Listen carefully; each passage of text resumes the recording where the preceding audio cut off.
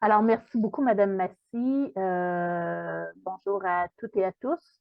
Donc, aujourd'hui, je vais vous parler des interventions palliatives, finalement, les soins de confort en fin de vie pour la maladie respiratoire en général, plus particulièrement pour les soins dans le cas de la MPOC. Ok. On va très rapidement, c'est ça, voir les soins de confort, quelles sont les choses qui peuvent être faites en phase avancée et terminale de la maladie et qu'est-ce qui peut être fait aussi par la personne, par son entourage et c'est qui les principaux intervenants qui peuvent vous aider. Par rapport à ça, on va avoir une petite histoire de cas à travers tout ça qui va nous aider. On va regarder le parcours de M. Azoulay, les symptômes courants, les différentes interventions, etc. Donc, la première chose à savoir, c'est qu'il n'y a pas de portrait unique de la fin de vie respiratoire. Okay?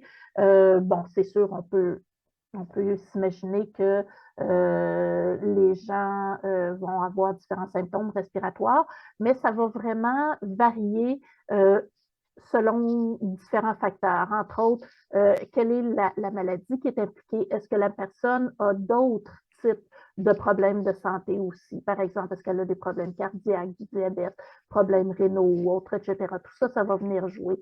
C'est quoi les traitements qu'elle reçoit? Elle vit dans quel type d'environnement? Est-ce qu'elle est bien entourée au niveau de son environnement social, sa famille? Est-ce qu'elle est dans un milieu adéquat, etc.? Ses conditions de vie et tout. Donc, tout ça, ça va venir influencer le portrait. C'est pour ça qu'on n'a pas une image, on a une image générale, mais où on a une progression de la maladie qui se fait souvent en dents de scie avec des hauts, des bas, jusqu'à temps qu'on arrive vers la fin, mais ça reste quand même très variable.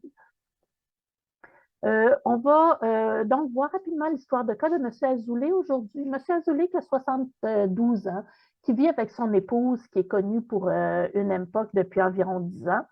Sa maladie était quand même assez stable, bien contrôlée, mais dans les 3 dernières années, M. Azoulay a eu plusieurs exacerbations avec des hospitalisations.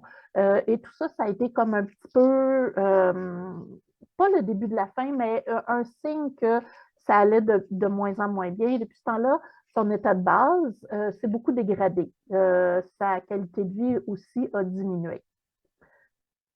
Donc, il a été référé à une professionnelle de la santé, à une infirmière dans ce cas-ci, qui a exploré avec lui ses signes, ses symptômes, ses besoins, etc.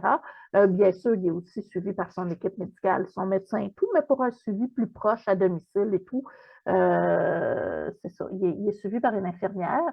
Ça pourrait aussi être une inhalothérapeute, dépendamment des régions où M. Azoulay vit. Et dans son cas, il présente une augmentation de sa dyspnée, c'est-à-dire de son essoufflement, tant au repos qu'à l'effort. Sa capacité à faire ses activités de la vie quotidienne et domestique, c'est-à-dire à faire le ménage, à faire à manger avec son épouse, à se laver, à s'habiller, tout ça, c'est de plus en plus difficile. Sa fatigue est augmentée, il présente plus d'anxiété qu'auparavant, il est découragé de son état de voir comment ça se passe. Euh, Quand l'infirmière explore les volontés, les besoins avec M. Azoulay, il dit qu'il aimerait ça, lui, pouvoir terminer ses jours à la maison. Son épouse soutient sa décision. Ils n'ont pas de famille qui vivent proches parce que ses enfants sont à l'étranger. Ils sont présents via Skype ou etc. Non, c'est plus Skype, hein, je suis trop vieille, mais en tout cas, ils se voient régulièrement via écran, mais ils ne sont pas là physiquement. Donc, c'est vraiment sur son épouse là, qu'il va devoir compter. Il exprime ses craintes face à l'augmentation de ses symptômes. Puis madame, ben, elle exprime ses craintes par rapport à sa capacité à l'aider adéquatement. T'sais, elle espère qu'elle va pouvoir être capable, elle veut vraiment l'aider, mais elle se demande si elle a toutes les connaissances et les ressources nécessaires pour le faire. Donc, c'est là où l'infirmière et l'équipe de soins qui suit M. Azoulay va pouvoir les aider. C'est quoi les signes les plus courants qu'on rencontre en fin de vie pulmonaire? Il y en a plusieurs, mais ceux qui sont vraiment là, plus courants, il va y avoir de la dyspnée, c'est-à-dire la difficulté à respirer, qui augmente. D'abord, ça va être une dyspnée à l'effort, et puis progressivement, là, ça va augmenter, on va le voir.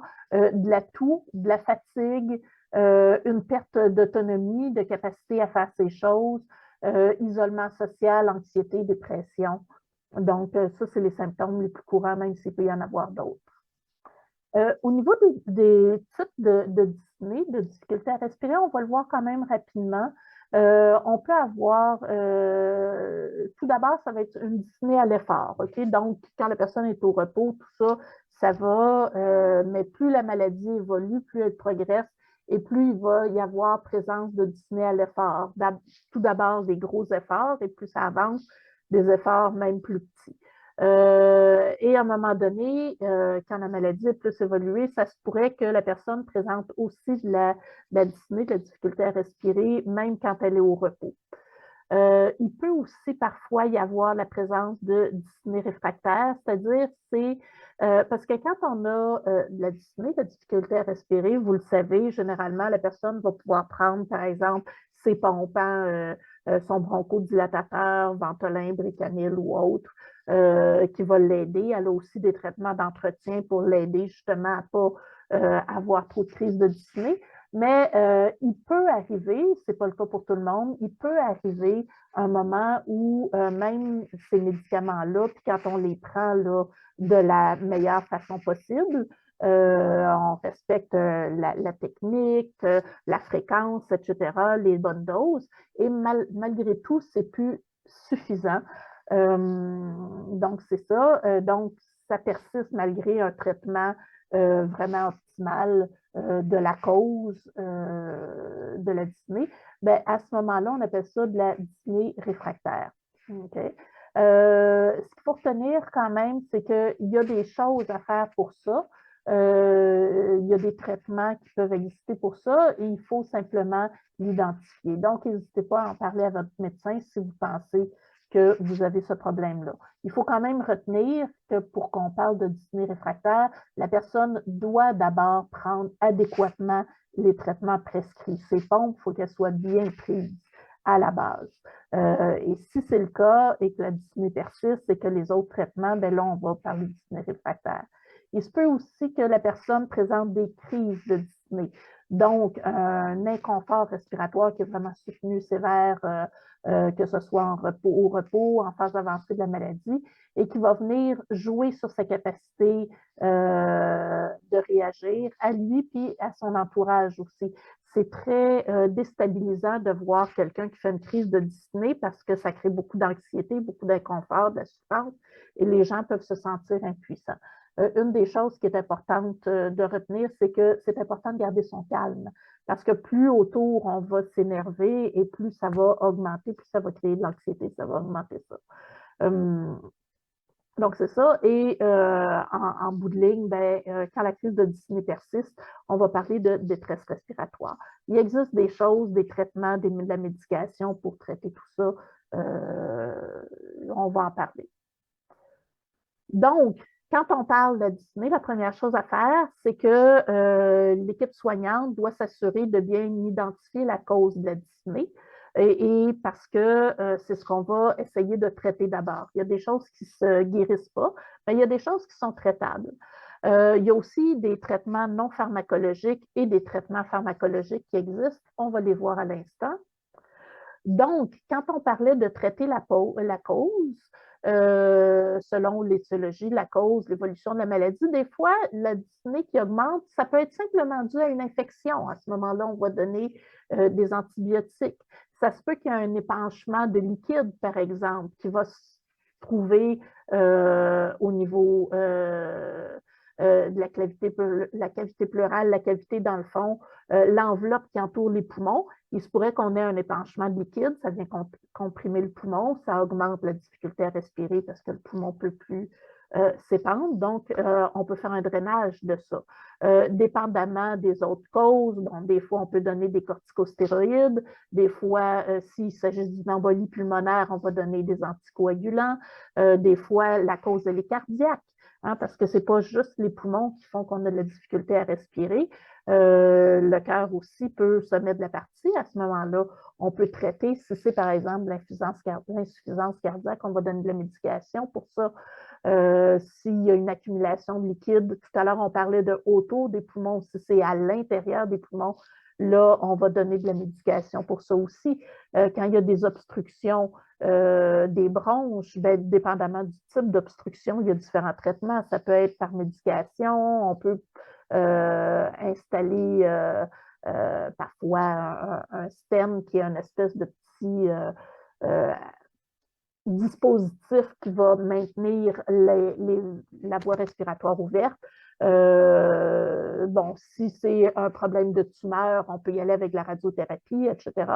Puis des fois, c'est des problèmes métaboliques, donc on va traiter le problème métabolique. Par exemple, un déséquilibre au niveau du taux de calcium, de magnésium, de phosphate, etc. Donc, on essaie d'identifier la cause. Il y en a qui se traitent, il y en a qui ne se traitent pas, mais on va traiter ce qu'on peut. Au niveau des traitements non pharmacologiques, ce qui est probablement le plus facile pour vous à faire parce que ça ne demande pas nécessairement l'intervention de l'équipe de soins, bien, premièrement, que la personne soit bien positionnée, qu'on s'assure qu'elle n'est pas tout affaissée sur elle-même, la cage thoracique comprimée, donc bien positionnée dans son lit, dégager des vêtements amples qui ne viennent pas serrer. Ça prend une bonne ventilation, une bonne aération des locaux aussi.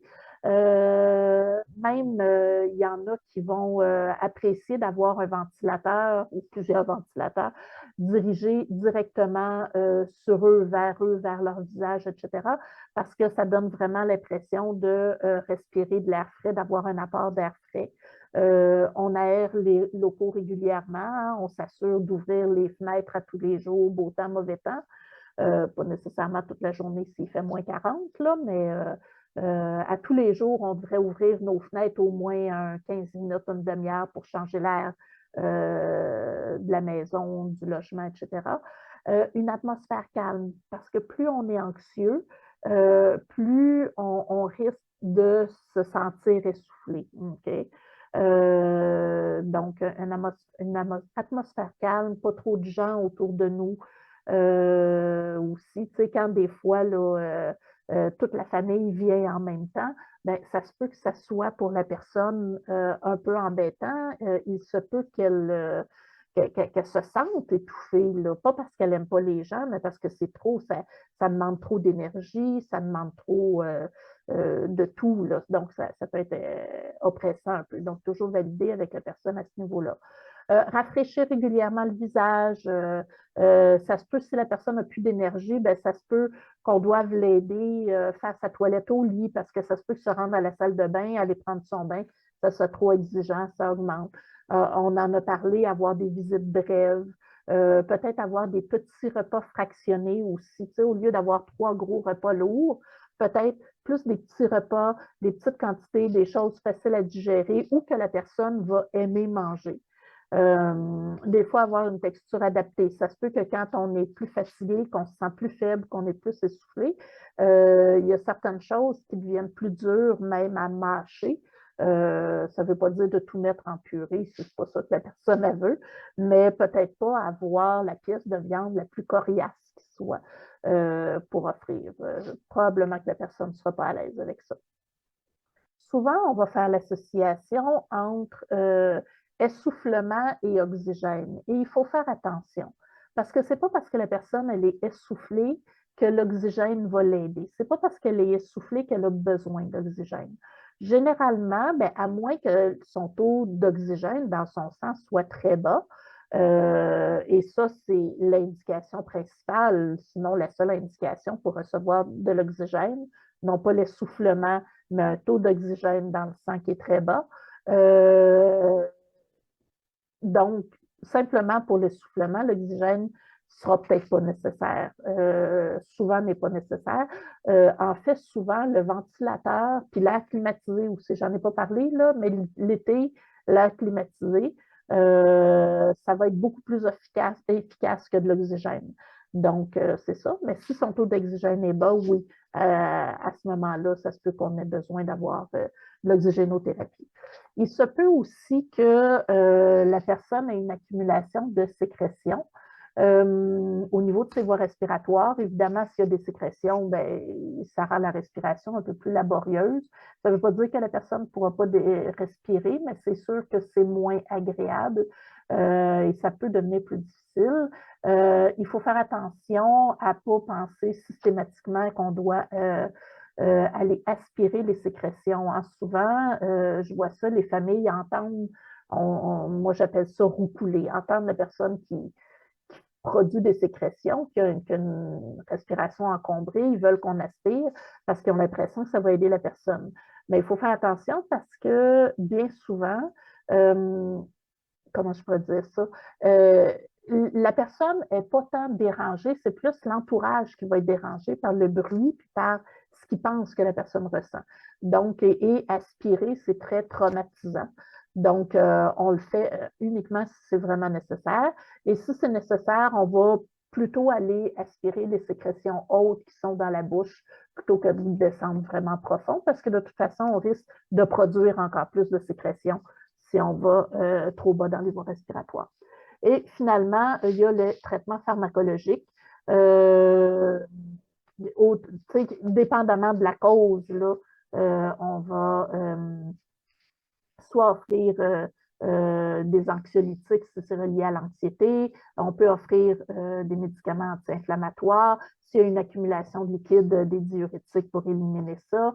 Des médicaments pour diminuer la production de sécrétion, des antitussifs pour diminuer la toux.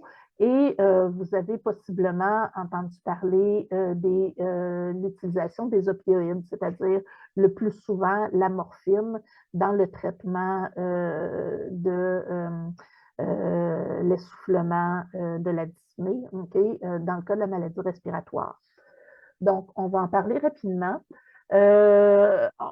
Pour différentes raisons, bon, au fil des études, au fil du temps, on s'est rendu compte que des personnes qui pouvaient prendre la morphine pour d'autres raisons voyaient souvent une amélioration de leur dyspnée quand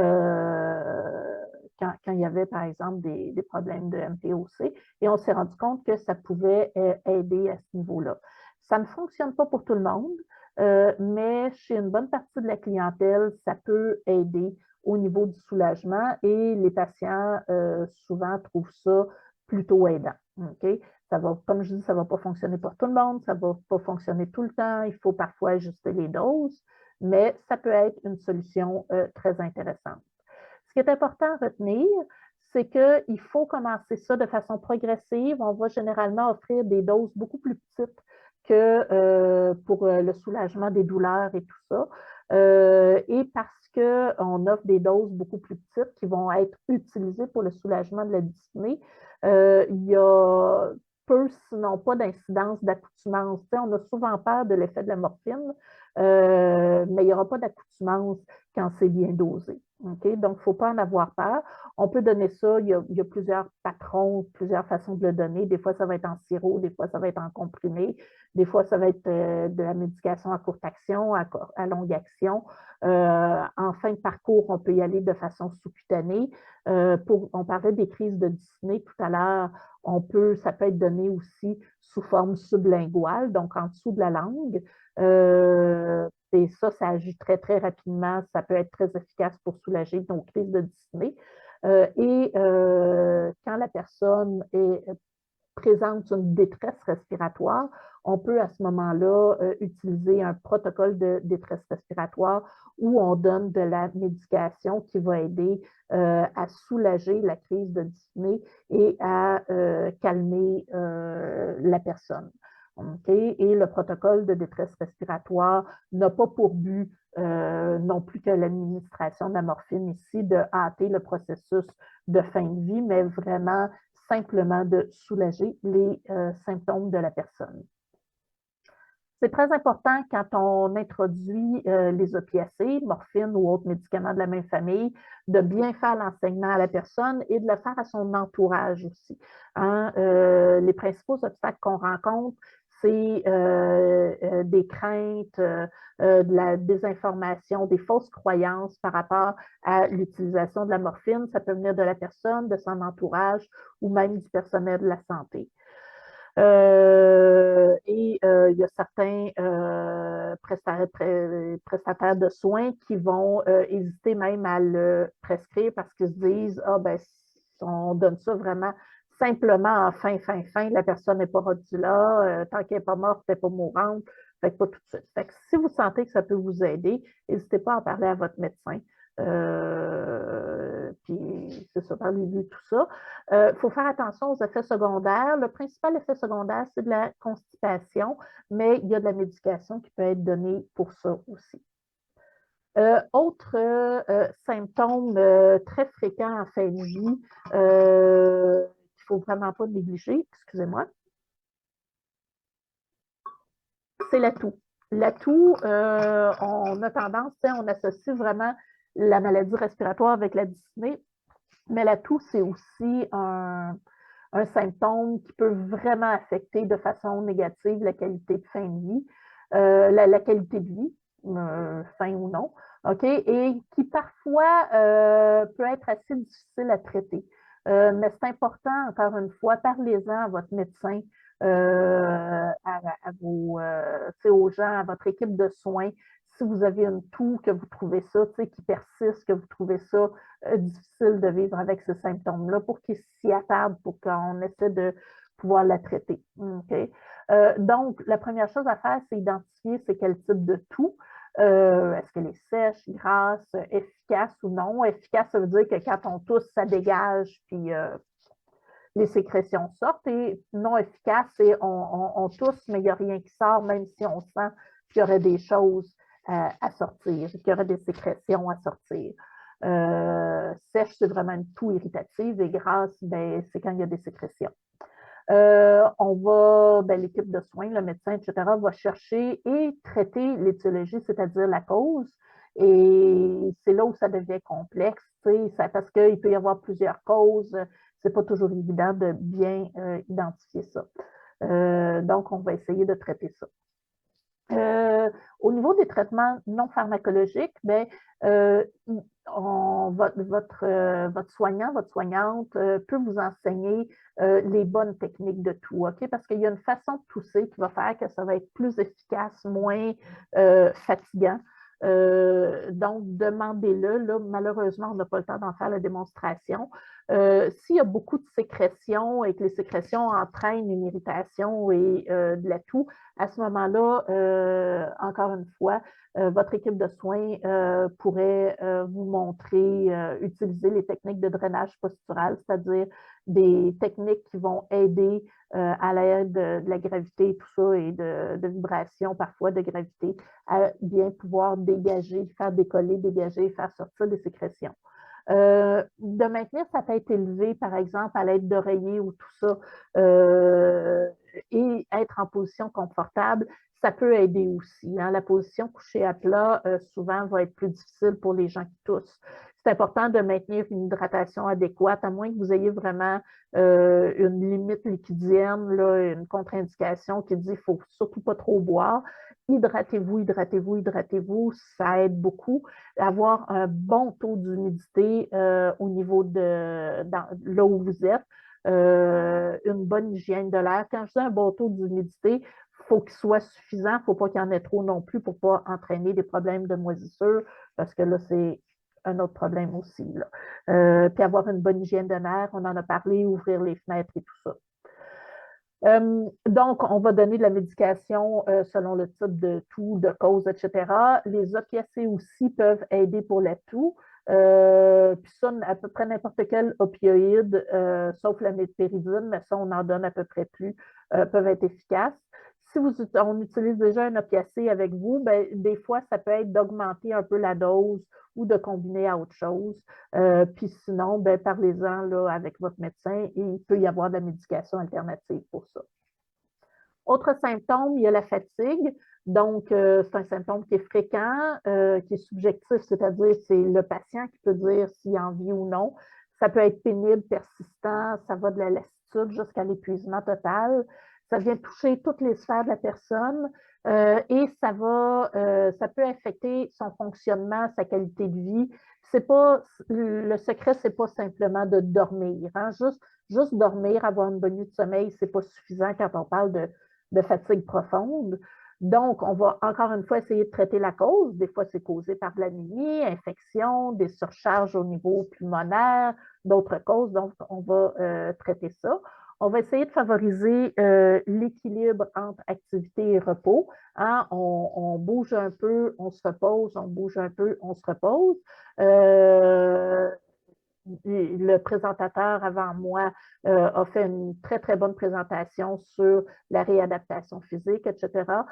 Jusqu'en bout en tout cas, tu sais, très, très longtemps dans notre parcours avec une maladie pulmonaire, on peut faire de l'activité physique, c'est juste qu'on va l'adapter selon là où on est rendu. Donc, c'est ça. Fait que parlez-en encore une fois là, à vos prestataires de soins pour avoir un programme adapté pour vous, pour vos conditions. On essaye d'optimiser le rythme, l'hygiène de sommeil. Hein? On privilégie des courtes siestes, des longues siestes pendant la journée. C'est pas recommandé. Et il peut y avoir des médicaments qui peuvent aider pour ça aussi. C'est important, on parlait de l'activité physique, c'est important parce qu'on veut essayer de prévenir le déconditionnement, on veut maintenir les capacités fonctionnelles de la personne, essayer de la garder le plus autonome possible, le plus longtemps possible. Donc, on va alterner les périodes d'activité, de repos. On va travailler avec l'équipe interdisciplinaire, ergothérapeute, physiothérapeute, inhalothérapeute, etc. On va adapter l'environnement de la personne. On recommande parfois l'utilisation d'aides techniques. Ça va aider, par exemple, une marchette, un déambulateur, tout ça, ou autre type d'adaptation pour aider à maintenir l'autonomie de la personne. Les personnes qui ont des maladies respiratoires peuvent vivre facilement de l'isolement social. Donc, c'est important de regarder avec elles si elles se sentent isolées, essayer d'explorer pourquoi. On essaie de favoriser la communication avec les proches, l'entourage, d'identifier les ressources disponibles. On peut la référer au groupe d'entraide, c'est très aidant.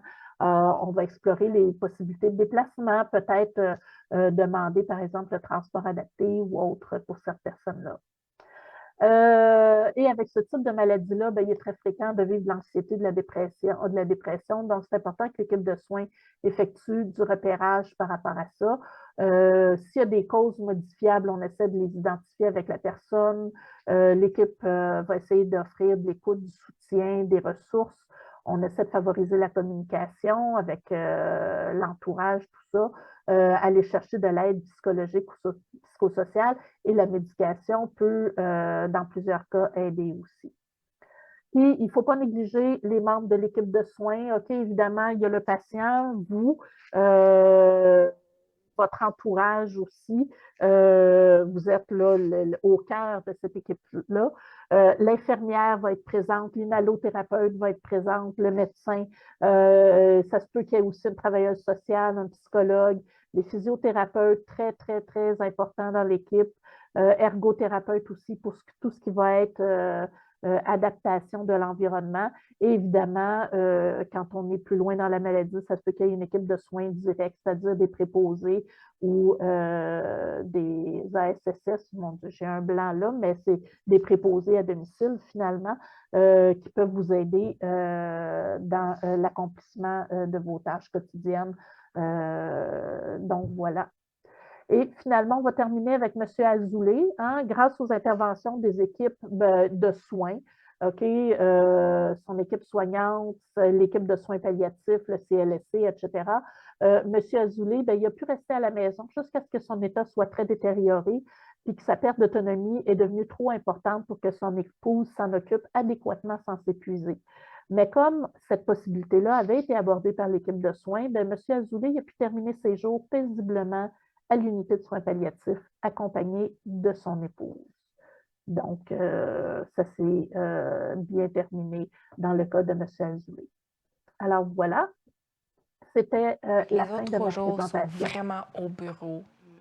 Alors, merci beaucoup, Madame Lemay. Nous sommes rendus à la période de questions, effectivement. Oui, J'ai déjà 2 questions qui viennent d'apparaître. Alors, première question, comment stimuler l'hydratation chez les patients âgés et en fin de vie, atteints de maladies pulmonaires, qui ne ressentent pas la soif et qui sont trop épuisés pour s'hydrater, surtout ceux à la maison? On fait comment? oh mon Dieu, c'est une excellente question.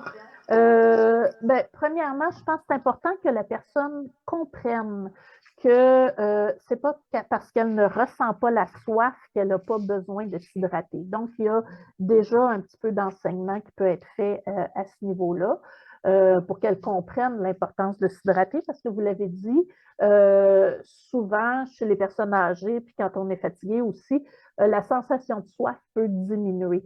C'est simplement une espèce d'adaptation du corps. En fait, moins on boit, moins on a soif. Et ça ne veut pas dire qu'on n'en a pas besoin. Donc, on fait de l'enseignement là-dessus et on s'assure d'offrir de l'hydratation. On s'assure que la personne ait de quoi s'hydrater à portée de main.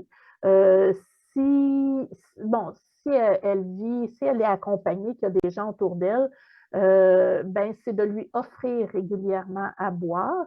Et on parle souvent de l'eau, les bienfaits de l'eau. Je suis moi-même une grande buveuse d'eau, mais ce n'est pas tout le monde qui aime l'eau. Donc, ça peut être aussi d'offrir, de valider avec elle qu'est-ce qu'elle aime boire. OK? Ça se peut qu'elle désire boire du jus, du lait, une liqueur, un thé, un café. Rendu là, c'est plus important qu'elle boive que de veiller à la qualité de ce qu'elle va boire. Bon, c'est sûr que des liqueurs à longueur de journée, c'est pas l'idéal, mais si c'est tout ce qu'elle boit, ben c'est mieux ça. Donc, aller valider avec elle qu'est-ce qu'elle veut boire, s'assurer qu'elle y en ait apporté. Si la personne aime quand c'est froid, ben s'assurer d'avoir quelque chose de réfrigéré et de rafraîchir régulièrement et tout ça. Puis que ce soit quelque chose qu'elle apprécie. Puis faire des rappels, des rappels, des rappels. On ne peut pas forcer, mais on peut rappeler. Est-ce que ça Parfait. répond à la question? Oui, merci beaucoup. Deuxième question. Est-ce que le clapping peut favoriser l'élimination de l'encombrement respiratoire, le décollement des sécrétions? Et pourquoi on ne l'enseigne pas plus souvent en prévention aux familles des proches aidants, selon vous? C'est une bonne question. Écoutez, c'est peut-être moins, ben oui, ça peut favoriser, mais est-ce que c'est utile dans tous les cas? Je ne suis pas certaine. Je vais être très honnête avec vous. C'est peut-être un petit peu moins ma spécialité parce que moi, j'ai travaillé avec une équipe d'inhalothérapeutes et de physiothérapeutes qui se chargeaient vraiment plus de ce volet-là. Mais je vous dirais que, bon, premièrement, le clapping, on ne peut pas être seul. Il faut que la personne soit formée. Puis encore une fois, c'est pas pour tous les cas que ça va être utile. Ça va être vraiment plus pour des cas où il y a énormément de sécrétions, mais des sécrétions qui sont épaisses, collantes, difficiles à évacuer. On va le voir plus dans des maladies comme par exemple la fibrose kystique ou d'autres types de maladies comme ça. Ce qu'on va plutôt favoriser dans le cas de notre clientèle MPOC, par exemple, ça va être l'utilisation de petits appareils, là j'ai un manque du mot là, mais c'est des petits appareils dans lesquels la personne va souffler, qui vont créer une vibration et qui vont aider à décoller les sécrétions. On pense par exemple au flutter ou à Capella. C'est ça, Acapella? Mon Dieu, ça fait longtemps que je n'ai pas joué avec ça. Non, c'est pas. En tout cas, ces appareils-là, là, je suis plus certaine du nom, mais c'est des petits appareils qu'on trouve en pharmacie, qu'on peut obtenir avec prescription et qui, comme je vous dis, on souffle dedans, ça va aider, ça va créer une vibration, ça va aider à décoller les sécrétions. Et une fois qu'elles sont décollées, la personne, par des techniques de tout, va être capable de les expulser plus facilement. Donc, c'est moins invasif, ça prend moins de temps et tout ça, et c'est souvent plus adapté avec la clientèle MPOC. Bien, je vous remercie encore une fois pour votre présentation, toujours fort agréable. Alors, bien, merci et à une prochaine fois. Certainement, ça m'a fait plaisir. Bonne fin de journée. Merci.